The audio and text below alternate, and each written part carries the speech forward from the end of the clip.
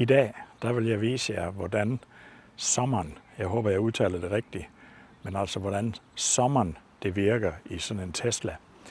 Det er en ekstra ting, man får med, når man abonnerer på Full Self-Driving Supervised, eller overvåget, som man siger på dansk. Og det er altså en lille ekstra ting, og jeg vil prøve at vise jer, hvordan det fungerer. Jeg står her foran garagen, og bilen holder derinde bagved, og det som sommeren kan, det er, at den kan bakke bilen ud af garagen. For at vi kan bruge sommeren, så skal vi først have det slået til ind i bilen, så vi hopper lige derind.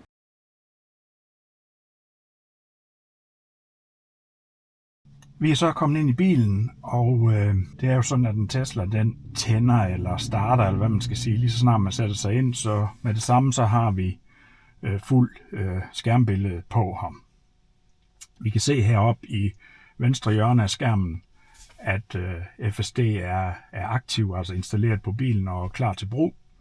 Men for at kan bruge sommeren-funktionen, så skal vi lige ind i bilens opsætning, hvor vi starter hernede i venstre hjørne lige med at trykke på den lille bil. Og så skal vi ind i punktet Self-Driving, og så skal vi scrolle lidt ned. Og så har vi en funktion her, der hedder ASS, Actually Smart Summon.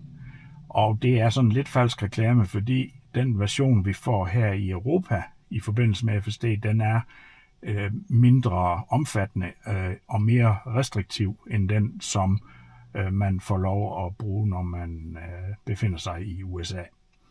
Jeg slår det til, og så får jeg lige en forklaring her på dansk, hvordan det virker, når man bor i USA, så det kan vi egentlig ikke bruge til så meget.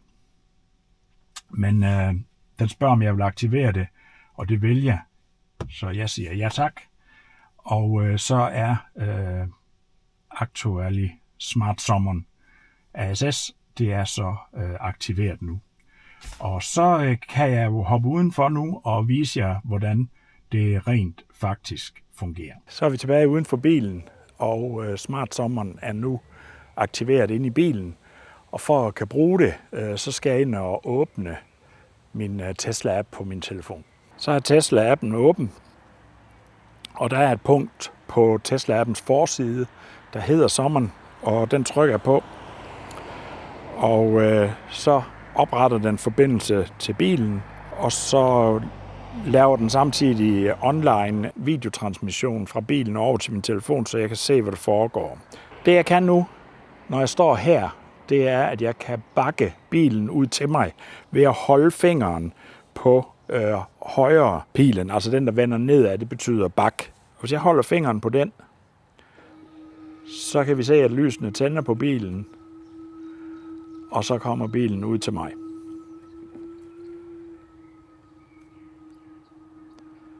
Og det, at den stoppede, det var, fordi jeg ikke holdt fingeren helt rigtigt.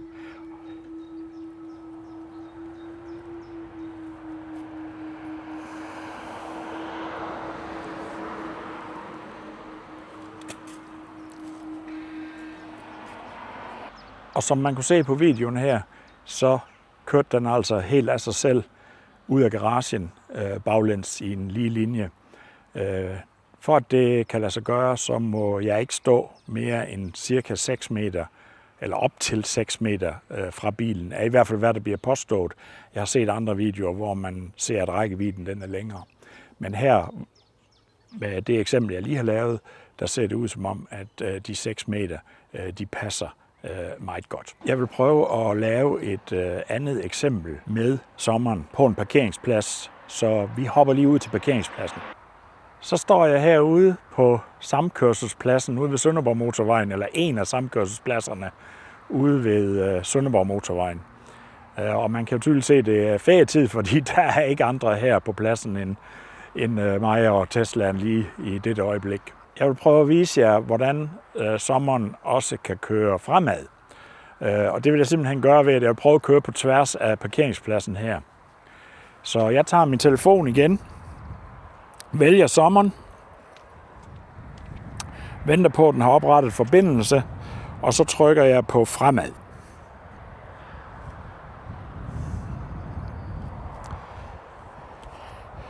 den siger, at den venter på en fodgænger, så jeg går lige lidt til side.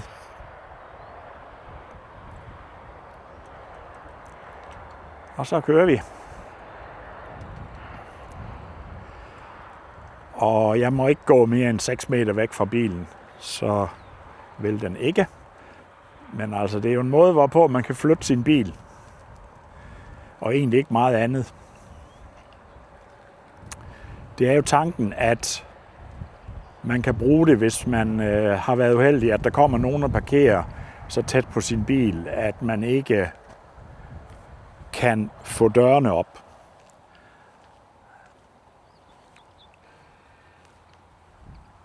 Det er jo en lidt fesen udgave af sommeren, vi får her i Europa. I USA, der kan den jo køre på parkeringspladserne helt hen til, hvor folk står og selv drejer og gør ved, altså meget fuldt selvkørende. Men her i Danmark, der må vi altså nøjes med, at den kan køre frem og tilbage. I hvert fald, når man har sådan en telefon, som jeg har. Jeg er faktisk ikke klar over, om systemet er bedre, hvis man har en ultra-wideband Bluetooth-enhed. Men det kan min telefon altså ikke klare. Så jeg må nøjes med at prøve at køre frem og tilbage med den. Men smart er det da. Det synes jeg i hvert fald.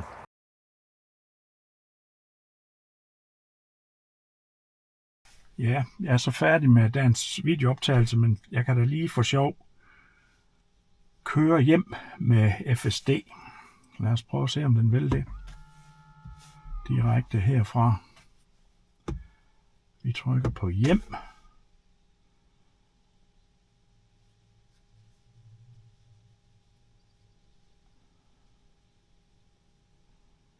Og så siger vi start. Og så ser vi, om den vil køre hjem.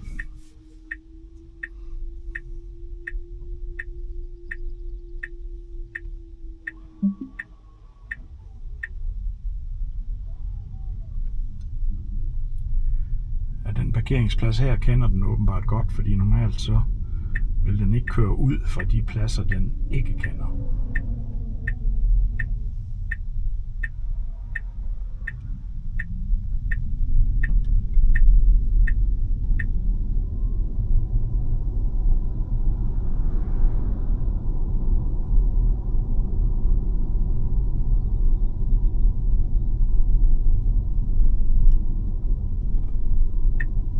Helt almindelige rundkørsler, det klarer den jo helt perfekt.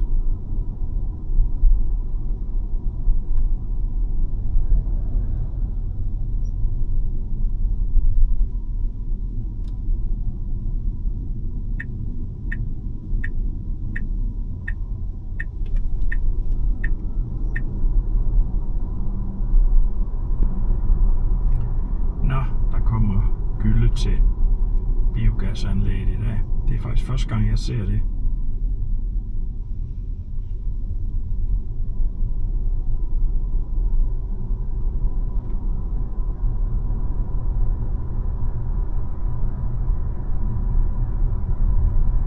Så har vi lige en lang 70 km/t zone her.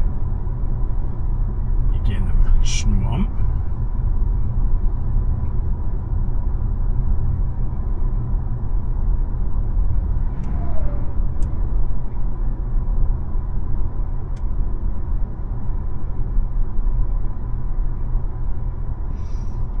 Så må vi gerne køre 80. Og det fanger den med det samme. Men den har ikke travlt med at give gas i dag.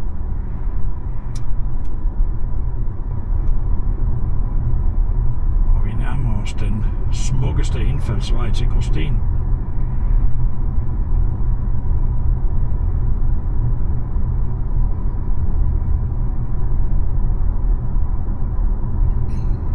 Ned igennem skoven.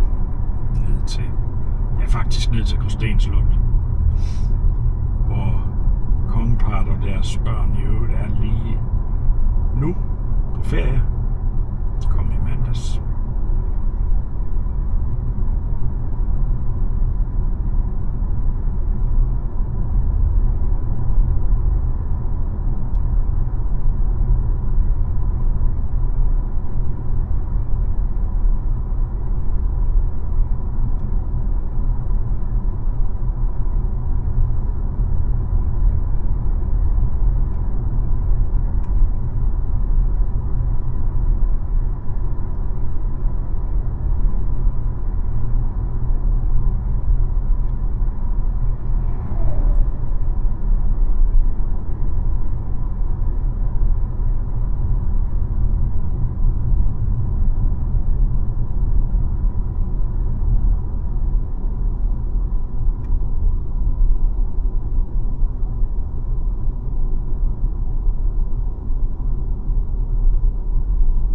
ligger slottet herinde til højre, og normalvis så står der et skilt, man ikke må køre derhen. Det gør der også i dag.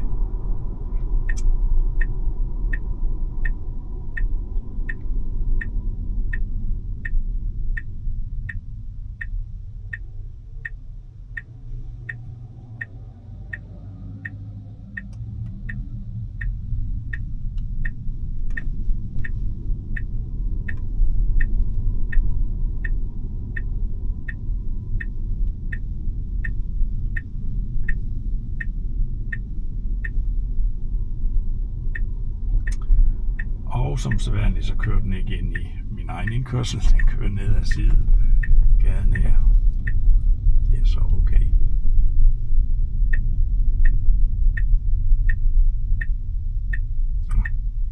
Der kører den ligefrem langt forbi. Det var det. Jeg vil stoppe videoen her igen. Tak fordi I så med. I kan hjælpe mig til at kunne lave endnu flere videoer, hvis I trykker like, eller endnu bedre trykker subscribe. Ha' det godt, til vi ses igen, og tal pænt i kommentarsporet.